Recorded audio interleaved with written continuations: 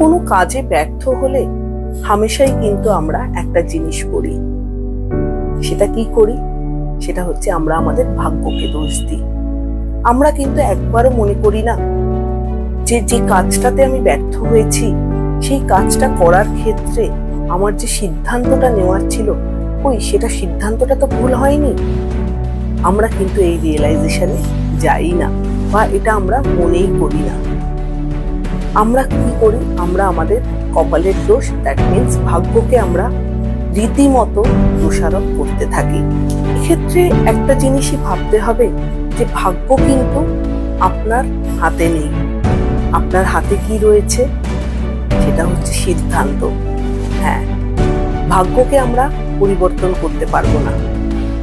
আমরা যেটাকে পরিবর্তন করতে পারবো, যেটাকে পারমুটেশন কম্বিনেশন করে নিজেদের মতন করে নিজের আয়ত্তে আনতে পারবো, সেটা হচ্ছে আমার সিদ্ধান্ত। ভাগ্যকে আপনি নিয়ন্ত্রণ করতে পারবেন না, কিন্তু কি সিদ্ধান্ত নেবেন, কোন কাজে কি সিদ্ধান্তটা প্রপারলি অ্যাপ্লিকেবল হবে, সেটা কিন্তু আপনি অনায়াসেই নিতে পারবেন, একটু যদি চোখ কান খোলা রাখেন।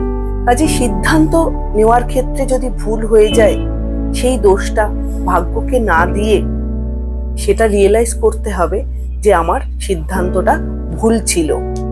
ভাগ্য কি সিদ্ধান্ত তৈরি করে? না, ভাগ্য সিদ্ধান্ত তৈরি করে না। আপনি আপনার যে সিদ্ধান্ত কোনো কাজের ক্ষেত্রে বা যে কোনো ক্ষেত্রে, সেটা কিন্তু ডেফিনেটলি আপনার ভাগ্যকে নির্ধারণ করে। কাজেই ভাগ্যকে দোষ দিয়ে কোনো লাভ নেই। নজর কোনটাতে দিতে হবে? নজর দিতে হবে সিদ্ধান্তের উপর।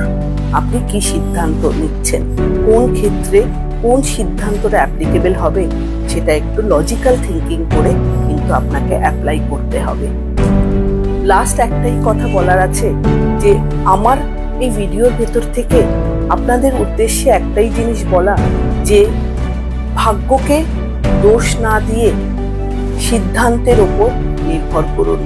আপনার কোনো ক্ষেত্রে সিদ্ধান্ত যদি সঠিক হয়, ভাগ্য আপনি আপনার হাতের মুঠোয় কিন্তু চলে আসবে।